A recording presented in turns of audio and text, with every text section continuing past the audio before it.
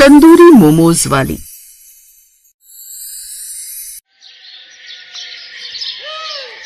रोज की तरह आज भी गीता ने तंदूरी मोमोज का ठेला लगाया था। वो बहुत अच्छे तंदूरी मोमोज बनाती थी। उसकी खुशबू से लोग तंदूरी मोमोज खाने के लिए खींचे चले आते थे। आज भी तंदूरी मोमोज की खुशबू सूंघकर दो लड़के आए और बोले, दीदी आपके तंदूरी मोमोज की खुशबू तो दूर दूर तक फैलती है। जो ना खाना चाहे वो भी खिंचा चला आता है। जरा मुझे भी एक प्लेट तंदूरी मोमोज लगा दो। हाँ हाँ भैया, क्यों नहीं, मैं अभी आपके लिए तंदूरी मोमोज लगा देती हूँ। ये कहकर गीता ने दोनों के लिए तंदूरी मोमोज लगा दिए। लड़कों ने तंदूरी मोमोज खाया और गीता की बहुत तारीफ की। दूसरा लड़का बोला, आपके हाथों के बनाए हुए तंदूरी मोमोज का कोई जवाब नहीं है। इतने स्वादिष्ट तंदूरी मोमोज तो मैंने कहीं खाया ही नहीं। वैसे दीदी आपने इतने स्वादिष्ट तंदूरी मोमोज बनाना कहाँ से सीखा? भैया मेरी माँ बहुत अच्छे से तंदूरी मोमोज बनाती थी, बस मैंने उन्हीं से बनाना सीखा था। लेकिन अब वो इस दुनिया में नहीं रही। ये तो बहुत बुरा हुआ दीदी। अच्छा दीदी अब हम चलते हैं, फिर आएंगे आपके तंदूरी मोमोज खाने। ऐसा कहकर वो लड़के चले जाते हैं। ऐसे ही समय बीत रहा था और गीता का तंदूरी मोमोज का ठेला बहुत अच्छा चल रहा था। एक दिन शहर से गंगा नाम का एक लड़का उस गांव में घूमने आया। गंगा ने देखा कि गीता के तंदूरी मोमोज बहुत अच्छे बिक रहे हैं। ये देखकर गंगा ने सोचा, अरे वाह, इस लड़की के तंदूरी मोमोज के ठेले पर कितनी भीड़ है और पूरे बाजार में केवल एक ही तंदूरी मोमोज का ठेला है। शहर में तो मोमोज बेचकर मुझे कुछ अच्छा फायदा होता नहीं है। क्यों ना मैं ऐसी गांव में तंदूरी मोमोज का ठेला लगा लूं। क्या पता इस लड़की की तरह मेरा भी तंदूरी मोमोज का ठेला बहुत अच्छा चल जाए। शहर में गंगा के मोमोज बिक नहीं रहे थे, लेकिन गांव में उसके तंदूरी मोमोज गीता के तंदूरी मोमोज की तरह बिकेंगे। बस यही सोचकर अगले दिन गंगा शहर से तंदूरी मोमोज बनाने का सारा सामान ले आता है। किराए से लेकर एक तंदूरी मोमोज का ठेला लगा लेता है। साथ ही बोर्ड बनाकर लिख देता है, शहर के तंदूरी मोमोज अब गांव में भी। तभी वहाँ से कुछ लोग जा रहे होते हैं और जब उनमें से कुछ लोग उसका बोर्ड पढ़ते हैं तो उनमें से एक औरत उस बोर्ड को देखकर कहती है, देख रही है नहीं तू, शहर से कोई तंदूरी मोमोज वाला आया है। हाँ सरला, मैं भी यही सोच रही थी कि हम रोज ही गीता दीदी के तंदूरी मोमोज खाते हैं। क्यों ना आज इस नए तंदूरी मोमोज के ठेले से मोमोज खाएं, शायद हमें इसका स्वाद कुछ ज्यादा ही अच्छा लग जाए। हाँ नहीं तो चल, हम वहीं से तंदूरी मोमोज खाते हैं। कभी कभी कुछ नया ट्राई करना चाहिए। दोनों लड़कियां गंगा के ठेले पर आती हैं और कहती हैं, अरे भैया जरा हमें भी तो शहरी तंदूरी मोमोज खिलाना। हाँ बहन जी, अभी लगाता हूँ। दोनों लड़कियों ने वो तंदूरी मोमोज खाए और तब सरला बोली, क्या भैया, आपके तंदूरी मोमोज में तो बिल्कुल भी स्वाद नहीं है। आपकी शहरी तंदूरी मोमोज से तो अच्छे हमारी गीता दीदी के तंदूरी मोमोज है। पैसे ही बर्बाद कर दिए। चल नीतू, अब हम सरला दीदी के ठेले से ही मोमोज खाएंगे। वो लोग ऐसा कहकर वहाँ से चले जाते हैं और गीता के ठेले पर जाकर तंदूरी मोमोज खाते हैं। ऐसे कुछ और भी ग्राहक आते हैं और वो भी शहरी तंदूरी मोमोज खाते हैं, लेकिन उन्हें शहरी तंदूरी मोमोज पसंद नहीं आते और वो वापस गीता के ठेले पर जाकर तंदूरी मोमोज खाते हैं। ऐसे कुछ समय बीत जाता है। ये तो अच्छा नहीं हो रहा है। लोगों को मेरे तंदूरी मोमोज पसंद ही नहीं आ रहे। उन्हें सिर्फ गीता की तंदूरी मोमोज पसंद आ रहे हैं। अगर ऐसे ही चलता रहा तो मुझे जल्दी अपना ठेला बंद करना पड़ेगा। और कुछ दिन ऐसे ही बीत जाते हैं। गंगा के ठेले पर अब कोई भी ग्राहक नहीं आता था और गंगा के सारे मोमोज वैसे ही रखे रह जाते थे। एक दिन गंगा अपने आप से कहता है, ऐसे तो मेरा बहुत घाटा हो रहा है। मुझे कोई ना कोई तरकीब निकालनी होगी। उसके बाद गंगा गीता के ठेले पर जाता है और कहता है, गीता दीदी आप तो देख रही हैं ना कि आपके तंदूरी मोमोज के ठेले के आगे मेरा ठेला बिल्कुल भी नहीं चल रहा है। हाँ भैया देख तो रही हूँ, लेकिन इसमें मेरी भी कोई गलती नहीं है। हाँ दीदी मैं जानता हूँ, लेकिन मैं सोच रहा था कि आपका ठेला इतना अच्छा चलता है और आपके पास कोई भी काम वाली नहीं है। आप मुझे काम पर रख लीजिए, मैं आपका सारा काम कर दूंगा। बदले में आपको जो मुझे देना है दे देना। ठीक है भैया, अगर ऐसी बात है तो आप आज से ही काम पर लग जाइए। इस तरह गंगा गीता के ठेले पर काम पर लग जाता है, लेकिन गंगा का इरादा तो कुछ और ही था। इसलिए जैसे ही गीता की नजर इधर उधर हटती है, गंगा गीता के तंदूरी मोमोज में नमक मिला देता है। उसके बाद कुछ औरतें गीता के ठेले पर मोमोज खाने आती हैं। उनमें से एक औरत कहती है, लाओ दीदी जरा हमें भी अपने तंदूरी मोमोज खिला दो। ठीक है बहन जी, मैं अभी लगा देती हूँ। अब गीता उनके लिए तंदूरी मोमोज लगा देती है, लेकिन जैसे ही वो औरतें मोमोज खाती हैं तो तुरंत ही थूक देती हैं और कहती हैं, ये क्या गीता बहन, आपने मोमोज में इतना सारा नमक डाला है। भला इतने नमक मोमोज में कौन डालता है? हमारे तो सारे पैसे बर्बाद हो गए। ये क्या कह रही हो बहन, मैं तो रोज मोमोज बनाती हूँ और जितना नमक रोज डालती हूँ आज भी उतना ही डाला है।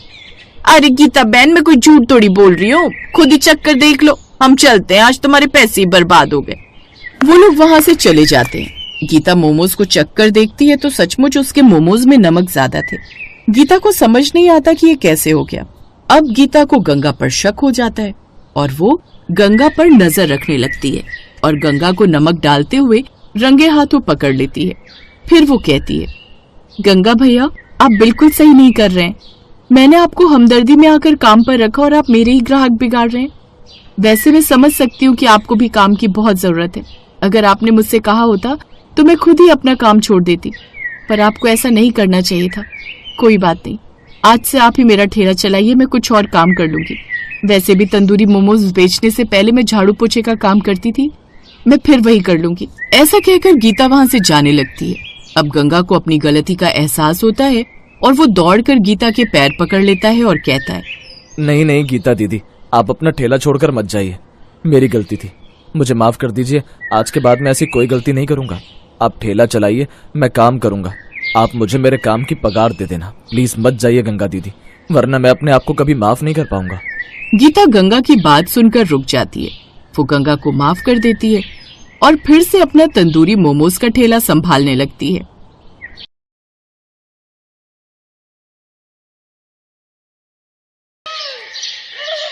चंदन के कुरकुरे मोमोज का ठेला बहुत बढ़िया चल रहा था। शाम के 6 बजते ही उसके ठेले पर ग्राहकों की भीड़ लग जाती थी। चंदन खूब मेहनत से कुरकुरे मोमोज बनाता और ग्राहकों को देता। चंदन की एक खासियत थी, वो कुरकुरे मोमोज बनाने के लिए जो भी सामान इस्तेमाल करता था वो बहुत ही बढ़िया क्वालिटी का होता। उसकी यही खासियत लोगों को बहुत पसंद आती थी। धीरे धीरे चंदन के कुरकुरे मोमोज इतने फेमस हो गए कि अब वो ऑफलाइन के साथ साथ ऑनलाइन डिलीवरी भी देने लगा। चंदन भैया 1 प्लेट कुरकुरे मोमोज लगाना। अभी लगाता हूँ। आपकी कितनी प्लेट करनी है? भैया 3 प्लेट लगानी है। हाफ प्लेट में कितने मोमोज हैं? अब हाफ प्लेट में 4 और फुल प्लेट में 6 मोमोज हैं। एक काम करो, फुल 3 प्लेट लगा दो है। चंदन रोजाना ऐसे ही मेहनत से काम करता। अब उसने अच्छे पैसे कमाने शुरू कर दिए थे। चंदन रोजाना सुबह सुबह ही कुरकुरे बनाने का सामान लेने बाजार चला जाता था। ताजी ताजी हरी सब्जियां, पनीर, तेल, बाकी की सामग्री जो भी उसे चाहिए होती थी वो बहुत ही बढ़िया किस्म की खरीद लेता था। एक दिन एक लड़का चंदन की दुकान पर आया। वो बहुत परेशानी की हालत में था। भैया कोई काम दे दो, मैं बहुत बीमार हूँ, मुझे पैसे की बहुत जरूरत है। इस शहर में नया आया हूँ, बहुत लोगों से काम मांगा पर किसी ने भी काम नहीं दिया। तुम्हारे बारे में यहाँ के लोगों से सुना था। भैया मैं मेहनत से काम करूंगा, तुम्हारे यहाँ काम करके मुझे 2 वक्त की रोटी मिल जाएगी और मेरी बूढ़ी माँ भूखी भी नहीं रहेगी। फटे हाल कपड़ों में रोते हुए लड़के को देखकर चंदन को दया आ गई। चंदन को वैसे भी किसी लड़के की जरूरत थी जो काम में उसकी मदद कर सके। ठीक है, तुम मेरे पास काम कर सकते हो, लेकिन काम पूरी ईमानदारी से करना। तुम्हारी किसी भी गलती के कारण मेरे ठेले का नाम खराब नहीं होना चाहिए। नहीं नहीं भैया, आप चिंता मत करो, मैं पूरी मेहनत से काम करूंगा। चंदन रघु नाम के उस लड़के को अपने ठेले पर काम दे देता है। रघु के आ जाने से चंदन को बहुत सहारा मिल गया। चंदन जब बाजार जाता तो रघु को भी अपने साथ ही ले जाता। धीरे धीरे रघु चंदन के साथ रहकर सारा काम सीख गया। अरे वाह रघु, तू तो बहुत बढ़िया कुरकुरे मोमोज बनाने लगा है। मास्टर हो गया तू तो अब। चंदन भैया सीखा तो आपसे ही है ना। उस दिन जरूरत पर आप मेरी मदद ना करते तो आज मैं और मेरी माँ दर दर की ठोकरें खा रहे होते। रघु जो मेहनत करते हैं, ईमानदारी से काम करते हैं, उन्हें भगवान कभी भूखा नहीं रहने देते। तुम ईमानदारी के रास्ते पर चलोगे तो हमेशा सफलता ही मिलेगी। चल अब जल्दी जल्दी मोमोज की प्लेट लगा, ग्राहक खड़े हैं। हम यूं ही बातों में लगे रहे तो ग्राहक वापस लौट जाएंगे। अरे भैया ऐसा कैसे हो सकता है कि आपके ठेले से कोई ग्राहक बिना मोमोज खाए ही वापस लौट जाए। ये लीजिए भैया, आपकी 2 फुल प्लेट। नमस्ते चंदन भैया, कैसे हो? मैंने तुझे मना किया था ना, मेरे ठेले के आसपास भी मत फटकना। फिर तू यहाँ क्या करने आया? अच्छा, तो नया लड़का रख लिया, बहुत सही है। मुझे तो तुमने काम से निकाल दिया, जबकि मेरी कोई गलती भी नहीं थी। क्यों? तूने कुरकुरे मोमोज बनाने के लिए पुराना पनीर इस्तेमाल नहीं किया था? तेरे कारण मेरे कितने ग्राहक छूट गए। बेईमानी करने वालों की यहाँ कोई जगह नहीं है। मैंने तेरे साथ सही किया। अभी काम का टाइम है, अभी जा यहाँ से। अरे 1 प्लेट कुरकुरे मोमोज तो खिला दो, पैसे दे रहा हूँ, मुफ्त में नहीं खा रहा। रघु, इसे कुरकुरे मोमोज की प्लेट बनाकर दे दे, खाकर चला जाएगा। उस लड़के का नाम रमेश था। वो बहुत बेईमान था। कुछ समय पहले वो चंदन के ठेले पर नौकरी करता था, पर उसने बेईमानी की और चंदन को बाजार से मिलावटी सामान लाकर दिया, जिस कारण चंदन के मोमोज का स्वाद बदल गया और उसके काफी ग्राहक छूट गए। चंदन ने एक बार फिर से अपनी मेहनत और लगन से कुरकुरे मोमोज बनाए। आज फिर उसका काम अच्छा चल रहा था, क्योंकि उसके पास रमेश जैसा बेईमान नौकर नहीं था। रमेश कुरकुरे मोमोज खाकर चला जाता है। अगले दिन चंदन काम पर थोड़ा देर से आया। इतनी देर में रघु ठेला तैयार कर चुका था। अरे घर में आज गांव से माँ बाबूजी आए हैं, बस इसी चक्कर में सारे काम लेट हो गए। तुमने सब कुछ तैयार कर लिया ना? हाँ भैया, मैंने मोमोज तैयार कर लिए हैं, बस आपका ही इंतजार कर रहा था। भैया, ये सुबह जो सामान लाया था उसके पैसे बच गए थे, ये रख लो। अच्छा, ला दे। चंदन भैया, 2 प्लेट कुरकुरे मोमोज लगा दो। अभी लगाता हूँ भैया। तभी ग्राहक मोमोज खाते ही गुस्से में चंदन पर भड़कने लगा। क्या बात है चंदन भैया, कुरकुरे मोमोज बनाने भूल गए हो क्या? कैसा सा स्वाद है ये? मोमोज तो कड़वे हैं। कड़वे मोमोज? ऐसा कैसे हो सकता है? मैं देखता हूँ, ऐसी गलती तो कभी नहीं होती। चंदन जैसे ही मोमोज का टुकड़ा खाता है वो तुरंत थूक देता है। मोमोज सच में बहुत कड़वे थे। सारे ग्राहक गुस्से में वहाँ से चले गए। उस दिन चंदन का बहुत नुकसान हुआ। रघु, आज तो मोमोज तूने बनाए थे ना, फिर ये कड़वे कैसे हो गए? ये बात समझ में नहीं आ रही। देख, मैं तुझ पर गुस्सा नहीं करूंगा, मुझे सच सच बता कि आखिर ये सब कैसे हुआ। चंदन भैया, मेरा यकीन करो, मैंने वैसे ही मोमोज बनाए जैसे आपने मुझे सिखाए थे। मैं तो सब कुछ ठीक से तैयार कर रहा था, पर 1 मिनट चंदन भैया, जब मैं मोमोज बना रहा था तभी वो रमेश आया था। उसके हाथ में करेले का जूस था। मेरे से पूछ रहा था कि अभी मोमोज बनने में कितना समय है। मैंने कहा कि अभी थोड़ा टाइम लगेगा, तो मुझसे गिलास मांगने लगा। बोला कि जूस थैली में लाया हूँ, गिलास में डालकर करेले का जूस पी लूंगा। कहीं ये गड़बड़ उसी ने तो नहीं की, क्योंकि उसने मेरे सामने जूस पिया नहीं था, और सच कहूं तो मेरा ध्यान भी नहीं गया था। भैया, मुझे इसमें उसी की कोई चाल लगती है। मुझे सब कहानी समझ आ गई है। वो बदमाश अपना बदला ले रहा है, पर मैं ऐसा होने नहीं दूंगा। उसकी तो अच्छे से खबर लूंगा। मैं अभी पुलिस स्टेशन जाता हूँ। रमेश पुलिस के सामने अपने आप सच उगल देगा।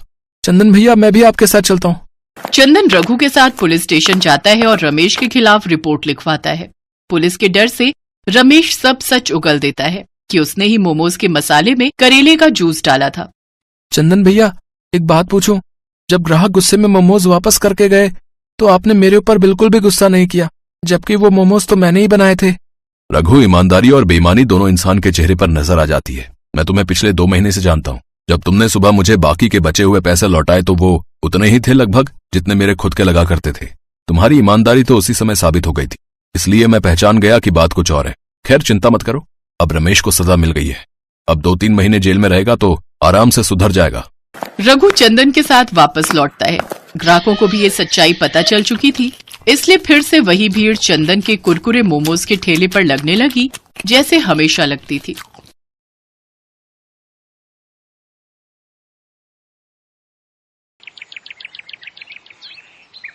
रूपाली के पति मोहन का एक गंभीर एक्सीडेंट हुआ, जिसमें वो अपाहिज हो गया।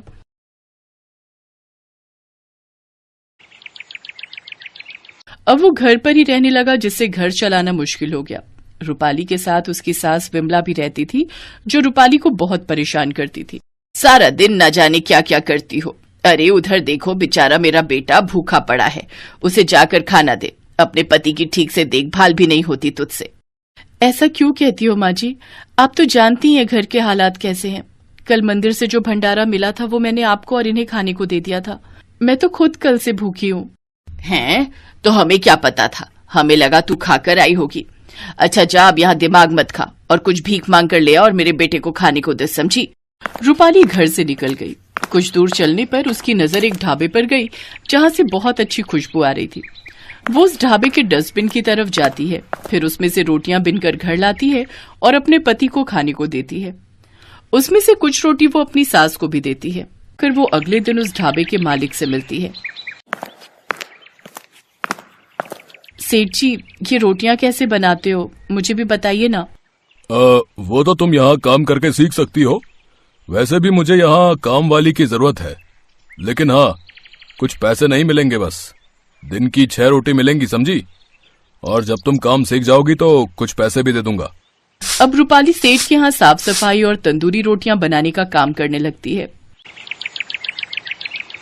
फिर कुछ दिन बाद एक रोज उसने सेठ जी से कहा, सेठ जी, अब तो मैं तंदूरी रोटी बनाना सीख गई हूँ, अब तो आप मुझे कुछ तनख्वाह दे दीजिए। अच्छा, जो मेरे यहाँ से रोज की 5-6 रोटियां लेकर जाती है उसका क्या? अन्य क्या मुफ्त में आता है? एक तो मैं फ्री में खाना देता हूँ, ऊपर से इसे पैसे भी चाहिए। लेकिन आपने ही तो कहा था। ज्यादा जुबान लड़ाने की जरूरत नहीं है, समझी? चल निकल जाओ अब यहाँ से, और दोबारा अपनी शक्ल मत दिखाना अपनी। चल। मैं तो पहले से ही जानता था कि ऐसा ही होगा। वो सेठ कुछ नहीं देने वाला, वो तो बस हम गरीबों का खून चूसना जानता है। दीदी, अब तुम जैसी तंदूरी रोटी बनाती हो ना, उसके जैसा स्वाद तो किसी की भी रोटी में नहीं है। मैं तो कहता हूँ अब अपना खुद का तंदूरी रोटी बनाने का काम शुरू करो। मेरे पास ये कुछ पैसे रखे, इससे तुम खुद का काम शुरू करो। तुम्हारा बहुत बहुत शुक्रिया राजू। रूपाली मिट्टी इकट्ठी करती है और उससे मिट्टी का तंदूर बनाकर तैयार कर लेती है, और अगले ही दिन से वो और राजू एक ठेले के पास खड़े होकर दाल मखनी और तंदूरी रोटी बनाकर बेचने लगते हैं, जिसके स्वाद की खुशबू से लोगों की भीड़ उसके ठेले पर खींची चली आती है। बहन जी, सुना है बहुत ही अच्छी तंदूरी रोटी बनाती हो तुम। जरा हमें भी एक प्लेट लगा दो भाई। जी भाई साहब।